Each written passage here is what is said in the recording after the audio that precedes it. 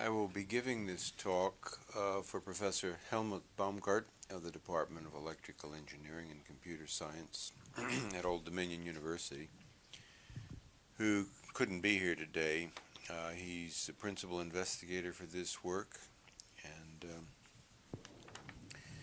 we will proceed. If the work is being done on the Jefferson Lab campus, which is becoming a center for superconducting thin film R&D for cavity applications with a large number of collaborators from surrounding universities, including Professor Baumgart and his colleagues. You've gotten some flavor for this from Charlie Reese's talk earlier. This is an aerial photo showing the Accelerator site only, including the Free Electron Laser Center toward the end there. The rest of the JLab campus, including the Applied Research Center, is off to the left and not seen here. Here's a picture of the Applied Research Center where this work was done. On to the outline. This talk will describe the atomic layer deposition reaction chamber used and built to accommodate a 6 gigahertz cavity intended to deposit niobium nitride superconducting films and multilayer structures. It will also discuss and describe the precursors for ALD, niobium nitride films, and at the end some new opportunities with new precursors. Also will be discussed the materials analysis and physical characterization of the ALD precursors used, and for the films as well. And for the film structure and properties, the scanning electron microscope, Rutherford backscattering and transmission electron microscope, and X-ray diffraction studies will be shown. And then a summary of the achievements and future research directions. A special custom-built ALD system was made to accommodate a 6 gigahertz cavity. This chamber can do both small sample studies and prepare a testable cavity in the same equipment. It has a maximum temperature of 537 centigrade, and this is an unusual high temperature, but it was required for two reasons. The chemical precursors, niobium pentachloride and ammonia, were used, and they react only at fairly high temperatures to reach the superconducting alpha phase of niobium nitride, cubic phase. Also, the higher ALD deposition temperature drives out residual chlorine from the grown niobium nitride film, which is very important. If chlorine were left in the film, the long-term result would be that the film would deteriorate and be corroded by the chlorine.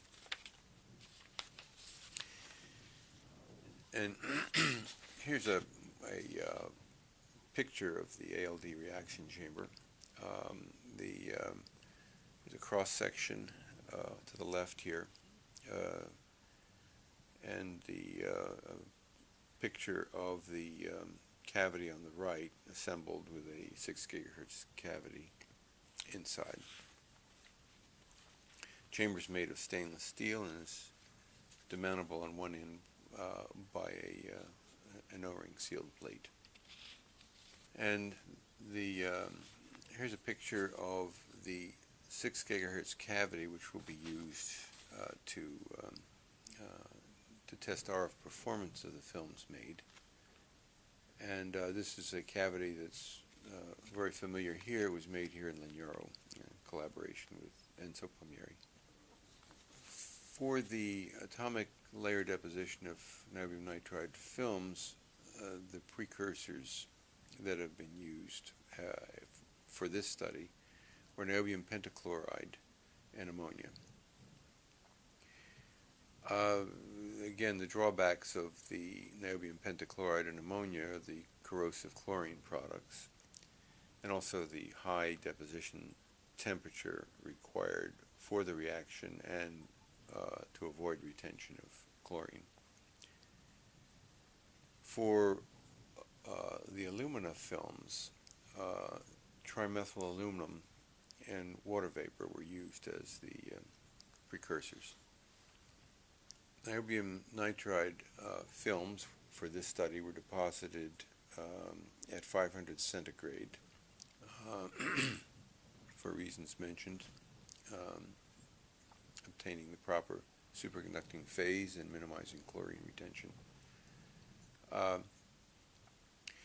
They were made on both silicon substrates and silicon substrates with a film of 30 nanometers of aluminum oxide. The process parameters used were niobium pentachloride with a pulse time in the chamber of 1 second, followed by a pump out time of 15 seconds,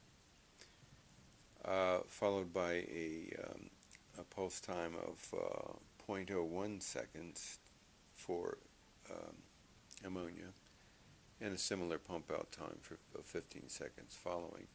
The carrier gas was, in all cases, 5/9 pure nitrogen. And the long pump out time is needed due to the larger chamber volume to accommodate a cavity. And the non-reacted precursors have to be removed before the next precursor comes into the chamber. Here's a scanning electron microscope micrograph of a cleaved ALD niobium nitride film.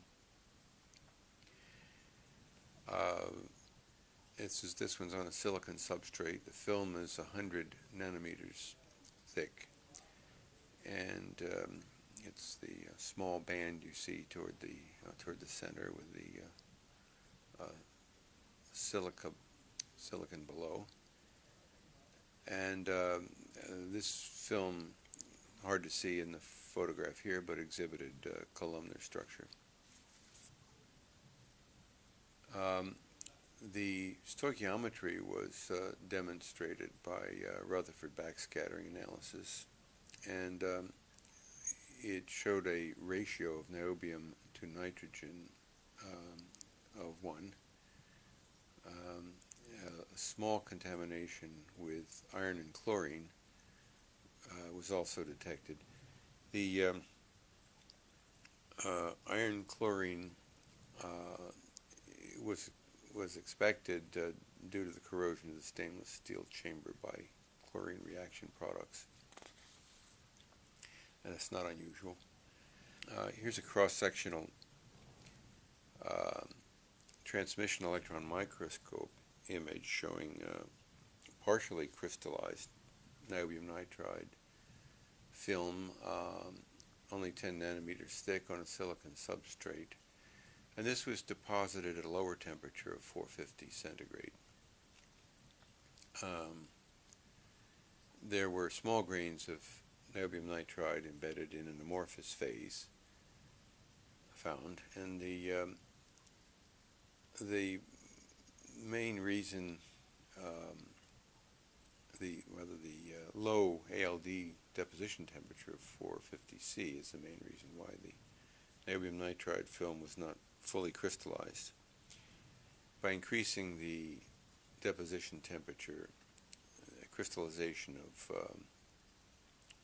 the niobium nitride films occurs at the expense of the amorphous phase. And here's a cross-sectional TEM image showing the 10 nanometer niobium nitride film with 30 nanometers of aluminum oxide. This is important for the expected use of these materials in a multi-layer structure. The ALD niobium nitride film has similar structure as shown earlier, exhibiting the niobium nitride crystallites surrounded by an amorphous niobium nitride. And again, this was due to the low temperature at 450 C. The important thing is that the superconducting insulator, the SIS multilayers, were realized by this process in precursors. And this micrograph demonstrates that that an ALD niobium nitride film was successfully deposited on the aluminum oxide ALD on silicon substrates. Then an interesting X-ray diffraction confirmation of the superconducting cubic phase of the niobium nitride films made. The niobium nitride peaks of the cubic phase were clearly evident with some content of the hexagonal niobium nitride. But it also indicates that a critical ALD deposition temperature close to 500 C is required to ensure the transition to the superconducting cubic crystalline phase of the niobium